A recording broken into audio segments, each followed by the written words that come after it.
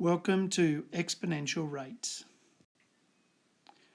So a reminder at a previous video where we did look at rate of change, that's what the derivative actually can also be considered as.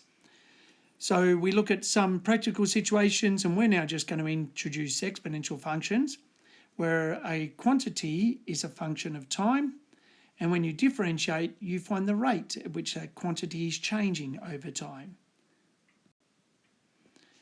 So our example is going to be looking at bacteria. So the formula for our bacteria in this experiment is B equals 450 e to the 0.1 t.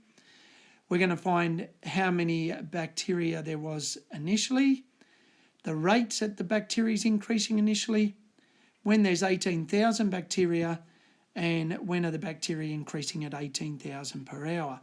So notice the different types of questions.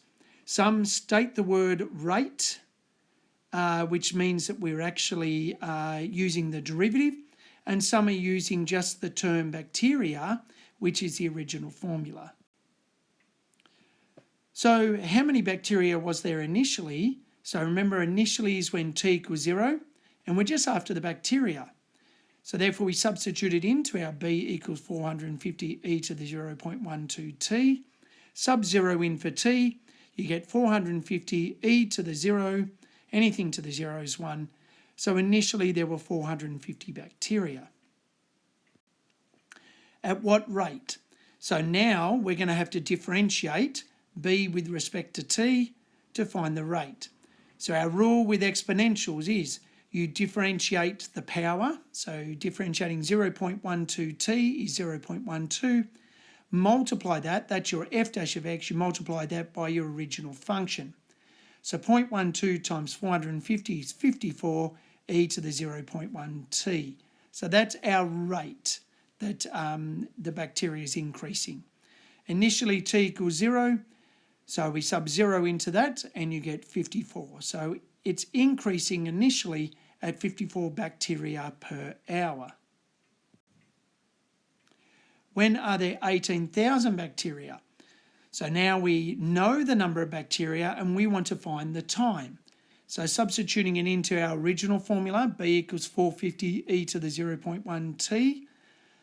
So when you substitute that in, remember, if you have an exponent, you must get it by itself before you can take the log of both sides or rearrange it using our log rules.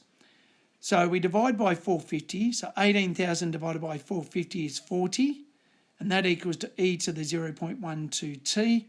Using our rule, so that's base e, so change it to log base e of the 40 equals 0.12 t. Divide by 0.12, and you get t equals 30.7.